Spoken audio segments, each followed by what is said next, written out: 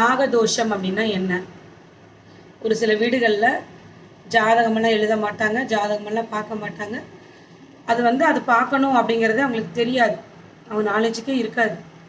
ஆனால் கல்யாணம்னு வரும்போது இன்னொருத்தங்க மாப்பிள்ளை சைடு கேட்பாங்க, இந்த பொண்ணோட பிறந்த குறிப்பு கொடுங்க, நாங்கள் ஜாதகம் பார்க்கணும், பொருத்தம் பார்க்கணும் அப்படின்னு கொடுப்பாங்க.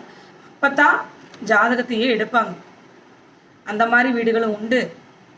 அப்போ இப்போ பார்த்தீங்கன்னா ஒரு சில வீட்டில் குழந்த பிறந்த டைம்லேருந்து குழந்த பிறந்தது அடுத்தது அந்த பொண்ணுக்கு மொட்டை அடிக்கிறதுக்கு அது குத்துறது எல்லாமே, அடுத்தது அந்த பொண்ணு படிப்பு, இந்த பொண்ணு அடுத்த ஃப்யூச்சர் என்ன ஆகுது, இந்த மாதிரி படிப்படியாக ஜாதகம் பார்த்துக்கிட்டே வருவாங்க.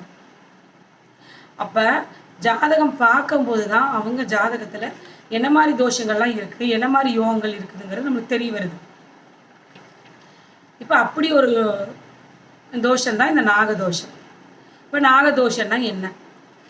இப்போ லக்னத்தில், அதாவது 1ஆம் இடத்துல ராகு இருந்து 7ஆம் இடத்துல கேது, ராகு கேது 1, 7 இருந்தாலோ அல்லது 2ஆம் இடத்தில் 8ஆம் இடத்தில் ராகு கேது இருந்தாலோ அவங்களுக்கு நாகதோஷம் இருக்குது அப்படிங்கிறது உறுதி. இப்போ இந்த நாகதோஷம் இருக்கிறவங்க எல்லாத்தோட வாழ்க்கையிலையும் கல்யாணம் லேட் ஆகும், குடும்ப வாழ்க்கையில் பிரச்சனை அப்படிங்கிறது இல்லை. ஏன்னா இது நிறைய கண்டிஷன்ஸ் இருக்குது.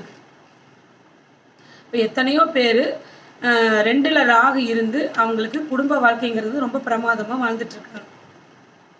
இப்போ இந்த இடத்துல நாகதோஷம் அப்படிங்கிறது லக்னத்திலேயோ 7ஆம் இடத்துலையோ 2ஆம் இடத்துலையோ 8ஆம் இடத்துலையோ ராகு கேது இருந்தாங்கன்னா அவங்களுக்கு நாகதோஷம்னு பேர்.